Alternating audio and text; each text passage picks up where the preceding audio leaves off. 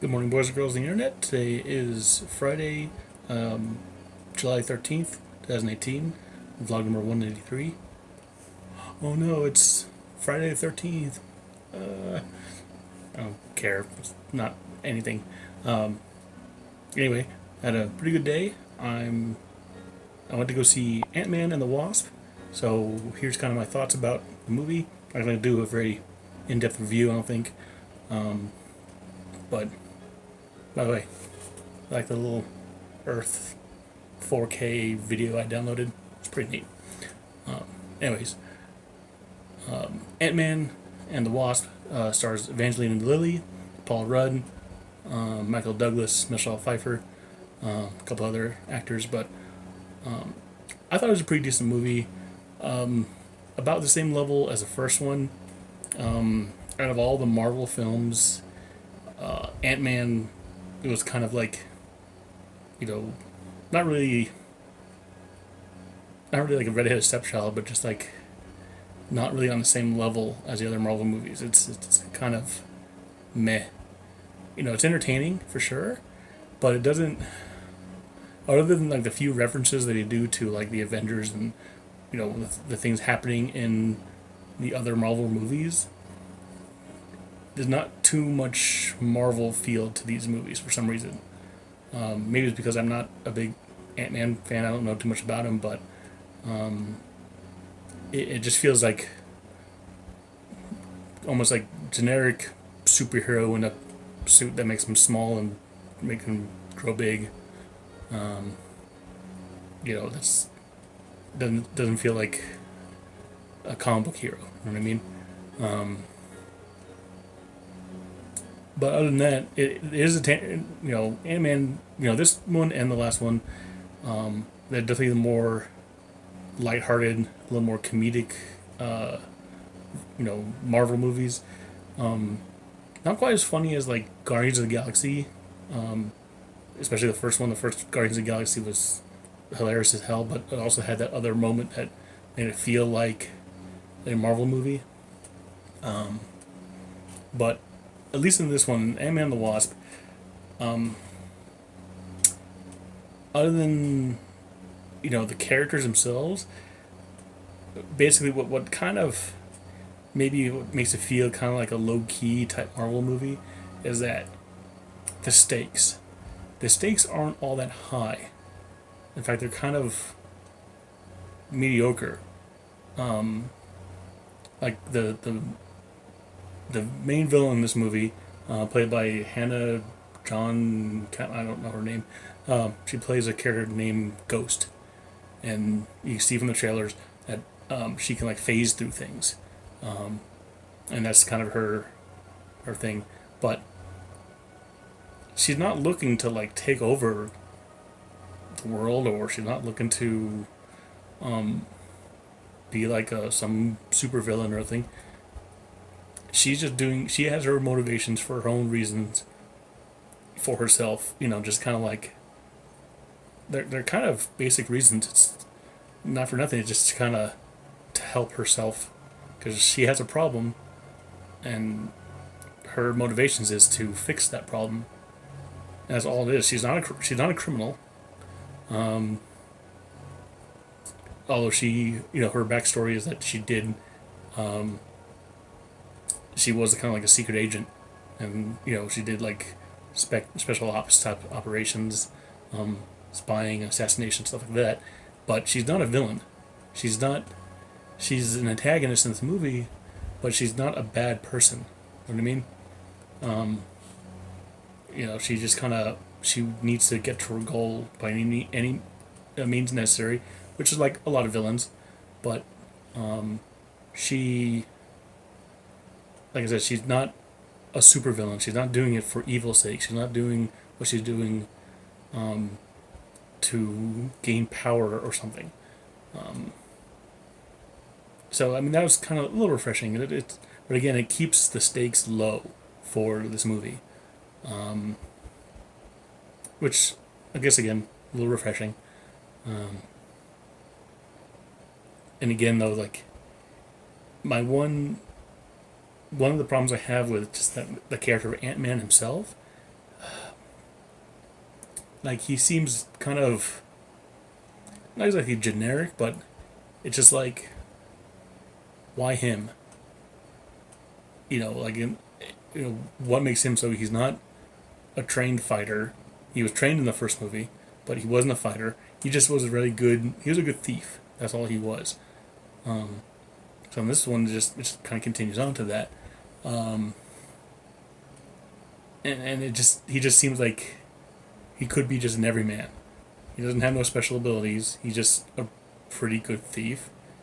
But at least in this movie, they doesn't really show him being a good thief.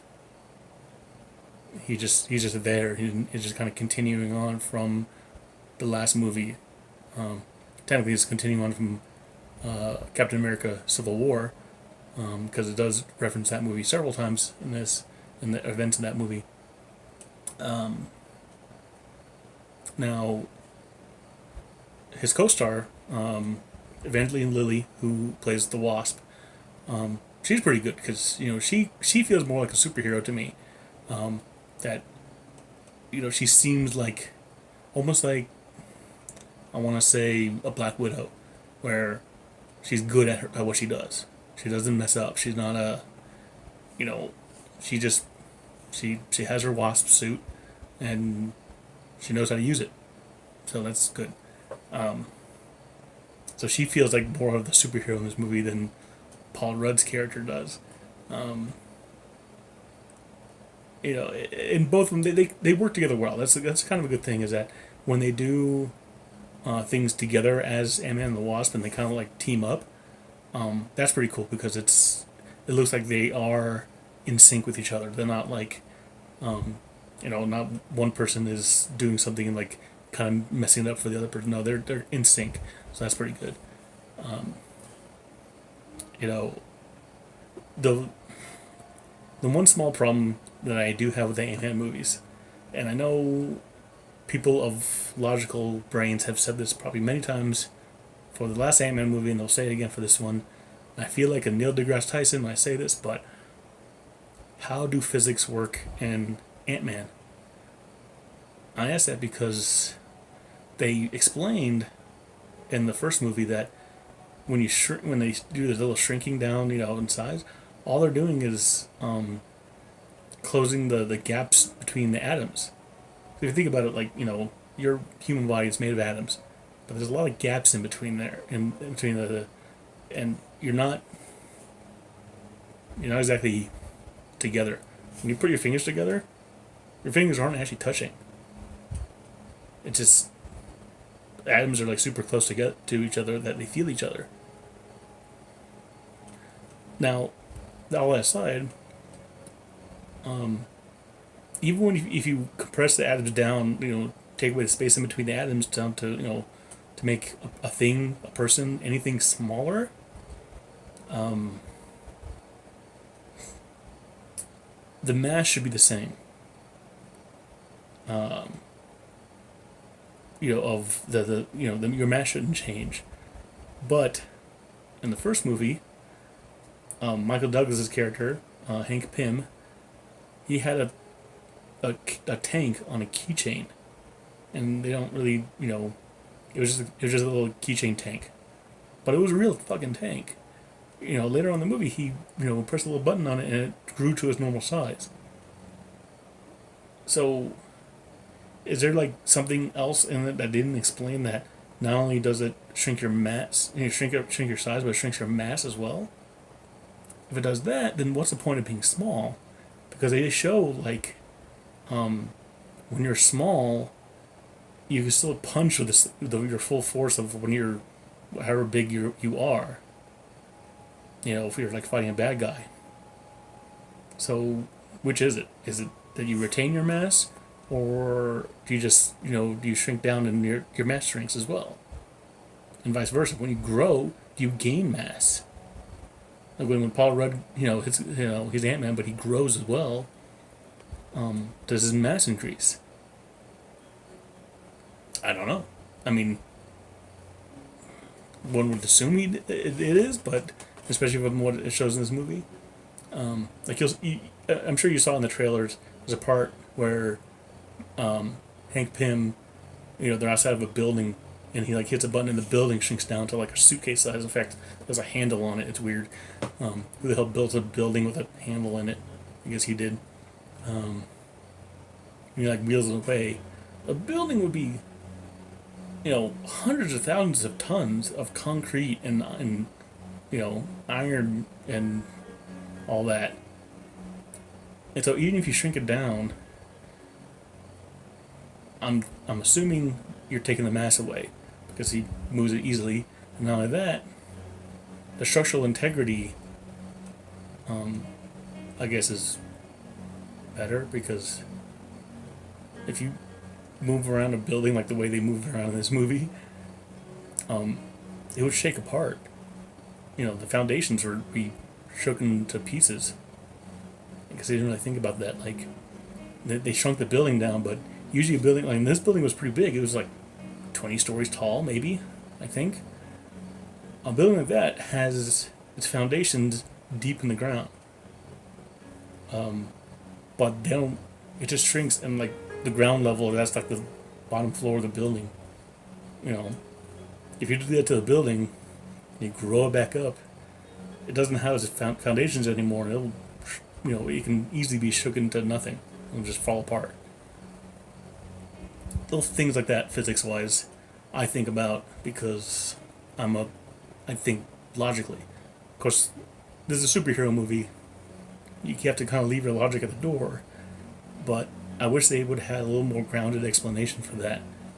Because, like in the first movie, Ant-Man, shrinks down small. He's like jumping on a guy. He shrinks down small enough to like jump on a guy's pistol. You think like if he retained his mass, as soon as he jumped on the guy's pistol, the guy wouldn't have been able to hold him anymore because that's a massive human being. He would have like just knocked it down, but that didn't happen. So all in all, I think even without them explaining it, your mass has to go down. If your mass goes down, how is it that you can do something with your mass, like punching a person, and they still feel as if you were a bigger person? You know what I mean? I don't know. Also in this movie, in the second movie, in Ant-Man and the Wasp, going back to physics, they shrink cars down and they drive them around like the regular cars. Well, if a car is shrunken down that much, the amount of oxygen and the fuel that the engine is getting, would be just off. Because we're obviously thinking that oxygen molecules are still the same size, but yet they shrunk down the gasoline molecules that's going into the engine. And there's a certain compression that has to happen in engines in order for them to run. If you shrink a car down like that, I think the thing would just stall because it's getting, super small gasoline molecules and super huge oxygen molecules that it can't get in, or it can't get in, sufficient enough to burn. I don't know. I would think that it wouldn't be able to work. Little weird things like that. Okay, I'm gonna get off the whole, physics thing and the logic behind Ant-Man, because I'm sure people a lot smarter than me in the realm of physics and particles and quantum, quantum physics and stuff. That could be all different. That's another thing. Okay, one more thing. Sorry, I lied. And this kind of goes into the spoiler territory, but they kind of hint that, in the first movie, Michael Douglas' wife went into the quantum world and, shrunk down to nothing. But in this movie, Michael Douglas, he wants to find a way to find his wife because he thinks that she might be still alive in the quantum world. And I'm thinking, even if she's in the quantum world, that was like 30 years. Does time and space work differently in the quantum world? They kind of mention that it does, but how is she surviving for 30 years in the quantum world? Was she eating? Was she drinking? Does she sleep? Does she go to the bathroom? These are things that you have to kind of think about logically. And that's 30 years of living in the quantum world. And I was thinking the movie, like, did time and space stop for her, kind of, or is it like slowed down for her? Who knows? So, all in all, though, just on the overall feel of the movie had some really funny moments. Of course, Paul Rudd's character, his friend, played by Michael Pena, he's back in this movie, and he's probably the most funniest part of the movie. His scenes. Paul Rudd's pretty funny, but he does kind of a theme that I knew exactly would be a theme throughout the movie. Is that he starts to learn like card tricks, just for like sleight of hand type magic, and he does this a couple times in the movie. He does like a sleight of hand type of thing. So that kind of plays into the movies. That's pretty funny. The way he did it. What else? Other than that, like this movie, other than like the main like car chase at the end, and the big set piece that you kind of saw bits of it in the trailer. Again, this movie feels very small, very condensed, and kind of not consequential. So, it kind of makes it hard to feel that he's like a important superhero in the Marvel universe. You know what I mean? If they would have like maybe tied into more of the other movies other than like the references that they do, if maybe like in the first Ant-Man movie, he meets up with Falcon, where he sees Falcon and he has a conversation with him. Like they do like a little fight. In this one, that you don't see any of the other Avengers or other Marvel characters really. There is like a semi bad guy also in this movie that I believe he was in one of the other Marvel movies, but I'm like, I think he's playing a different character. He looks very familiar. I have to look him up. That's pretty interesting. I just thought about that. And if he is in one of the other Marvel movies and he's in this one, that's pretty interesting. At any rate, this was an enjoyable movie. Don't get me wrong. It's overall I was entertained. There's some quite a few funny moments in it. It's not the huge like summer blockbuster type event. It's definitely a fun popcorn flick. It's not a movie that I'm going to see multiple times in theaters. But for the sake of my Marvel collection, I'll buy it, when it comes out on Blu-ray. I will say one thing though. Those end credit, Marvel movies with their extra scenes at the end. Fuck those extra scenes. I'm not saying anything to spoil it, but I was all, fuck that. You probably already know by what I just said, but fuck that. That's fucked up. That's all I'm going to say about those end credits. There's 2 credit scenes, one like right as the credits start and one at the very, very end. I do have her like, like they kind of do a weird like end credit and like animation, and it's usually just like a CG, showing all the main characters and just before it gets like the scrolling credits. This one was pretty cool because they did it in like they showed like scenes of the movie, but in like miniature, like toy form, like it looked like almost like action figures, or like maybe if you made like a model train set and you had like miniatures of like people and like the set pieces, the roads, buildings, and whatever. That's what they kind of did in this, and I'm wondering, did they make that in CG, or did they actually make real models of it? Because some of it looked real, like like hand built models. But there were some parts where like they have like a glass shattering, and it's just like a frozen moment in time, where there's like some glass shards shattering out of something, and they're floating in air. If we made a model of that, it'd be impossible to have those floating, unless they put them in just the floating bits in CG later. I don't know. Maybe it's a bit of both. That would be cool though if they did make it in the actual models of these scenes in like physical form. But I wouldn't put it past them to just CG it. Overall, though, again, entertaining movie. I do recommend go see it. Don't be in a big hurry to go see it. If you're not too interested in Ant-Man, go see the dollar movie. You'll have a good time. Again, funny popcorn flick. But I would be interested to see how it will continue to tie in with the rest of the Marvel movies coming. So I'll look forward to that. I think that's it for this review. I want it to be a short review, but it's looking like it's pretty long, so I kind of rambled a bit about physics and science of Ant-Man a little bit too much. Sorry about that.